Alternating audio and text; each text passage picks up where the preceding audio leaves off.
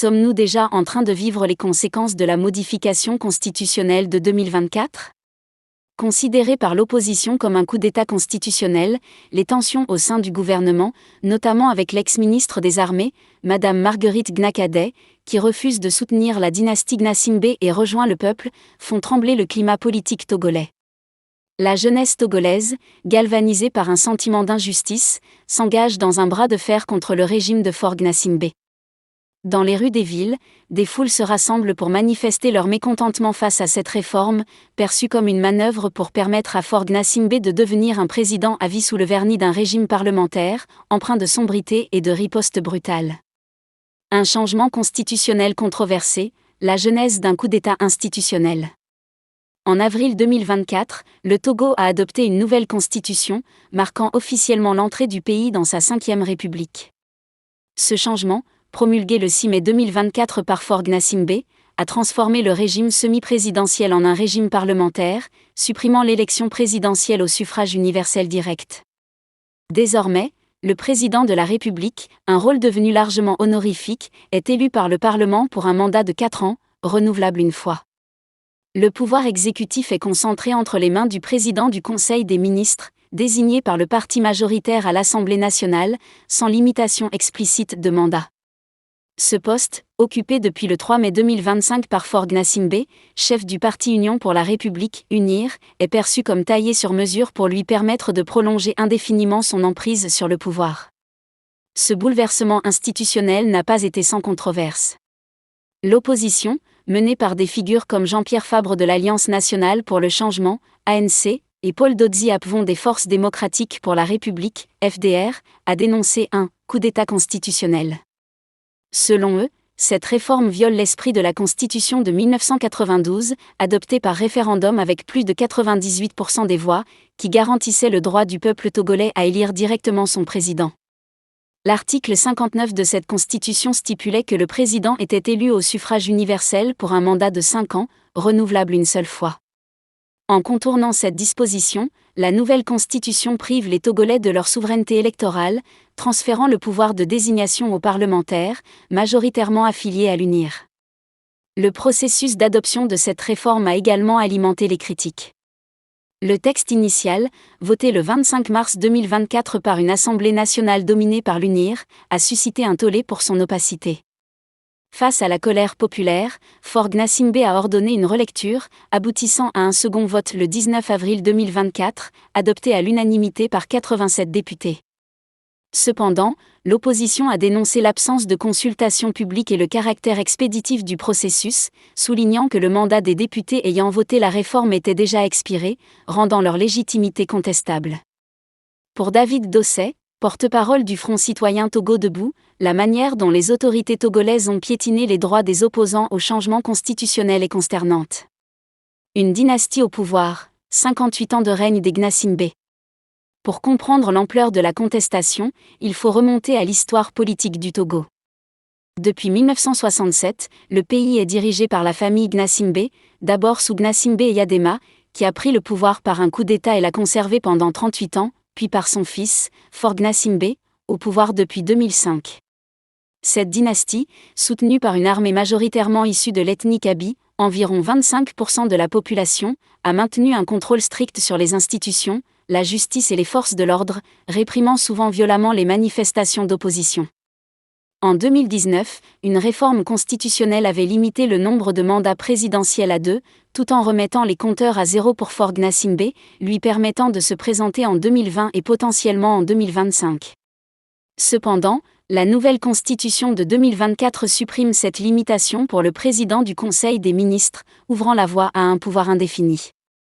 L'analyste politique Paul Amegangpo a résumé cette manœuvre comme « un instinct de conservation de pouvoir de la part du parti au pouvoir et de la famille Eyadema », soulignant que le poste de président du Conseil regroupe toutes les prérogatives autrefois détenues par le président de la République. La révolte de la jeunesse togolaise, une contestation spontanée et numérique.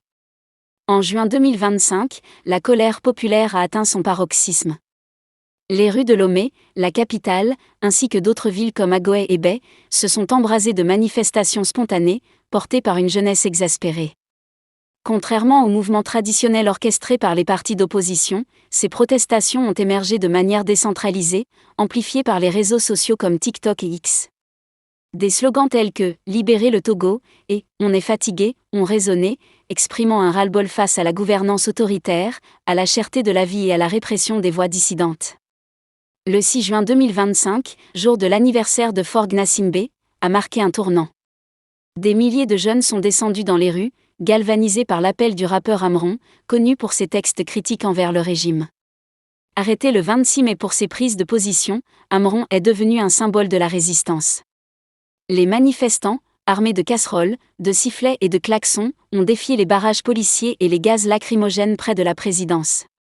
Ces heurts ont entraîné des dizaines d'arrestations, dont celle de la correspondante de TV5 Monde, Flore Monteau, soulignant la brutalité du régime face à toute contestation. Cette mobilisation reflète une évolution majeure dans la contestation togolaise. Avec une population urbaine représentant 44% des Togolais et un âge médian de 19,1 ans, la jeunesse s'appuie sur les outils numériques pour organiser sa résistance. Des appels à préserver l'accès à Internet, lancés par le chapitre togolais de l'Internet Society, témoignent de l'importance de l'espace numérique comme agora de la révolte. Les manifestations des 26, 27 et 28 juin, annoncées sur les réseaux sociaux, promettent de maintenir la pression sur le régime. Une fissure dans le sérail, Marguerite Gnakadé et la fronde interne. Un événement inattendu a ajouté une nouvelle dimension à la crise, la défection de Marguerite Gnakadé, ancienne ministre des Armées et membre de la famille Gnassingbé par alliance. Le 2 mai 2025, à la veille de la prestation de serment de Faure Gnassingbé comme président du Conseil, Gnakadé a publié une tribune cinglante, critiquant la gouvernance autocratique du régime. Cette prise de position, venant d'une figure du sérail, a ébranlé le pouvoir, révélant des fissures internes. Gnakadé, veuve d'Ernest Gnassingbé, frère de Faure, a rejoint les rangs des contestataires, renforçant la légitimité de la mobilisation populaire. Cette dissidence a galvanisé l'opposition et la société civile, qui y voit un signe que le « mur de la peur » commence à se fissurer. David Dosset, du Front citoyen Togo debout, a déclaré « Ce n'est que le début de l'exaspération du peuple togolais. La jeunesse se réveille ». L'opposition, incluant l'ANC et les FDR, a intensifié ses appels à la démission de Faure Gnassingbé, exigeant la libération des détenus politiques et la restauration de la Constitution de 1992. Une répression implacable et un silence international.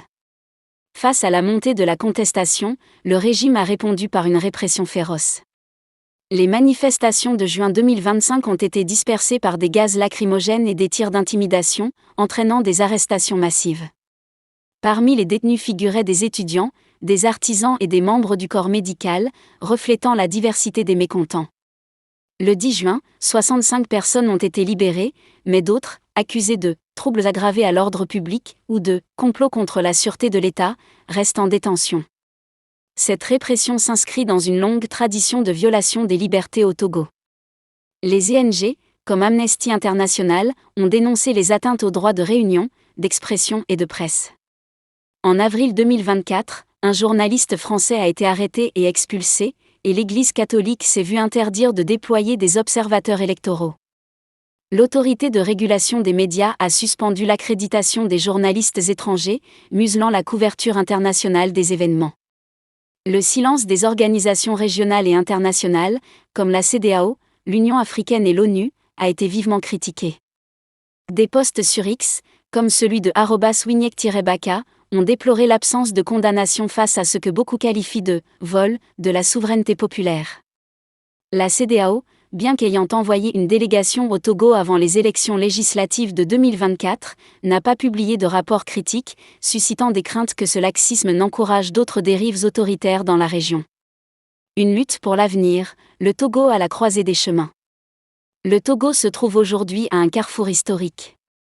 La réforme constitutionnelle de 2024, perçue comme une tentative de pérenniser le pouvoir de Faure Gnassingbé, a ravivé les tensions dans un pays marqué par 58 ans de règne dynastique. La jeunesse, soutenue par des figures comme Marguerite Gnakadé et des activistes numériques, sommes-nous déjà en train de vivre les conséquences de la modification constitutionnelle de 2024 ? Considéré par l'opposition comme un coup d'État constitutionnel, les tensions au sein du gouvernement, notamment avec l'ex-ministre des Armées, Madame Marguerite Gnakadé, qui refuse de soutenir la dynastie Gnassingbé et rejoint le peuple, font trembler le climat politique togolais. La jeunesse togolaise, galvanisée par un sentiment d'injustice, s'engage dans un bras de fer contre le régime de Faure Gnassingbé. Dans les rues des villes, des foules se rassemblent pour manifester leur mécontentement face à cette réforme, perçue comme une manœuvre pour permettre à Faure Gnassingbé de devenir un président à vie sous le vernis d'un régime parlementaire, empreint de sombrité et de riposte brutale. Un changement constitutionnel controversé, la genèse d'un coup d'État institutionnel.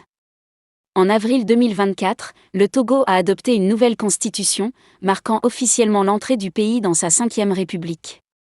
Ce changement, promulgué le 6 mai 2024 par Faure Gnassingbé, a transformé le régime semi-présidentiel en un régime parlementaire, supprimant l'élection présidentielle au suffrage universel direct. Désormais, le président de la République, un rôle devenu largement honorifique, est élu par le Parlement pour un mandat de 4 ans, renouvelable une fois. Le pouvoir exécutif est concentré entre les mains du président du Conseil des ministres, désigné par le parti majoritaire à l'Assemblée nationale, sans limitation explicite de mandat. Ce poste, occupé depuis le 3 mai 2025 par Faure Gnassingbé, chef du parti Union pour la République, UNIR, est perçu comme taillé sur mesure pour lui permettre de prolonger indéfiniment son emprise sur le pouvoir. Ce bouleversement institutionnel n'a pas été sans controverse. L'opposition, menée par des figures comme Jean-Pierre Fabre de l'Alliance nationale pour le changement, ANC, et Paul Dodzi Apvon des Forces démocratiques pour la République, FDR, a dénoncé un « coup d'État constitutionnel ». Selon eux, cette réforme viole l'esprit de la Constitution de 1992, adoptée par référendum avec plus de 98% des voix, qui garantissait le droit du peuple togolais à élire directement son président. L'article 59 de cette Constitution stipulait que le président était élu au suffrage universel pour un mandat de 5 ans, renouvelable une seule fois. En contournant cette disposition, la nouvelle Constitution prive les Togolais de leur souveraineté électorale, transférant le pouvoir de désignation aux parlementaires, majoritairement affiliés à l'UNIR. Le processus d'adoption de cette réforme a également alimenté les critiques. Le texte initial, voté le 25 mars 2024 par une Assemblée nationale dominée par l'UNIR, a suscité un tollé pour son opacité. Face à la colère populaire, Faure Gnassingbé a ordonné une relecture, aboutissant à un second vote le 19 avril 2024, adopté à l'unanimité par 87 députés. Cependant, l'opposition a dénoncé l'absence de consultation publique et le caractère expéditif du processus, soulignant que le mandat des députés ayant voté la réforme était déjà expiré, rendant leur légitimité contestable. Pour David Dosset, porte-parole du Front citoyen Togo debout, la manière dont les autorités togolaises ont piétiné les droits des opposants au changement constitutionnel est consternante. Une dynastie au pouvoir, 58 ans de règne des Gnassingbé.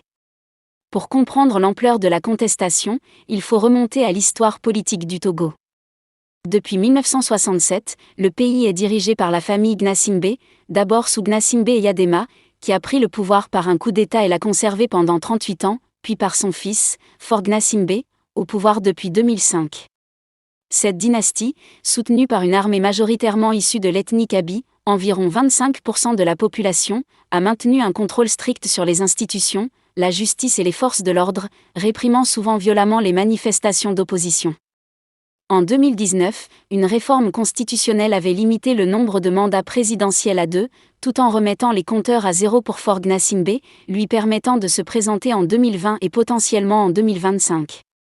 Cependant, la nouvelle Constitution de 2024 supprime cette limitation pour le président du Conseil des ministres, ouvrant la voie à un pouvoir indéfini. L'analyste politique Paul Amegangpo a résumé cette manœuvre comme « un instinct de conservation de pouvoir de la part du parti au pouvoir et de la famille Eyadema », soulignant que le poste de président du Conseil regroupe toutes les prérogatives autrefois détenues par le président de la République. La révolte de la jeunesse togolaise, une contestation spontanée et numérique. En juin 2025, la colère populaire a atteint son paroxysme. Les rues de Lomé, la capitale, ainsi que d'autres villes comme Agoé et Bay, se sont embrasées de manifestations spontanées, portées par une jeunesse exaspérée. Contrairement aux mouvements traditionnels orchestrés par les partis d'opposition, ces protestations ont émergé de manière décentralisée, amplifiées par les réseaux sociaux comme TikTok et X. Des slogans tels que « Libérer le Togo » et « On est fatigué » ont résonné, exprimant un ras-le-bol face à la gouvernance autoritaire, à la cherté de la vie et à la répression des voix dissidentes. Le 6 juin 2025, jour de l'anniversaire de Faure Gnassingbé, a marqué un tournant. Des milliers de jeunes sont descendus dans les rues, galvanisés par l'appel du rappeur Amron, connu pour ses textes critiques envers le régime. Arrêté le 26 mai pour ses prises de position, Amron est devenu un symbole de la résistance. Les manifestants, armés de casseroles, de sifflets et de klaxons, ont défié les barrages policiers et les gaz lacrymogènes près de la présidence. Ces heurts ont entraîné des dizaines d'arrestations, dont celle de la correspondante de TV5 Monde, Flore Monteau, soulignant la brutalité du régime face à toute contestation. Cette mobilisation reflète une évolution majeure dans la contestation togolaise. Avec une population urbaine représentant 44% des Togolais et un âge médian de 19,1 ans, la jeunesse s'appuie sur les outils numériques pour organiser sa résistance. Des appels à préserver l'accès à Internet, lancés par le chapitre togolais de l'Internet Society, témoignent de l'importance de l'espace numérique comme agora de la révolte.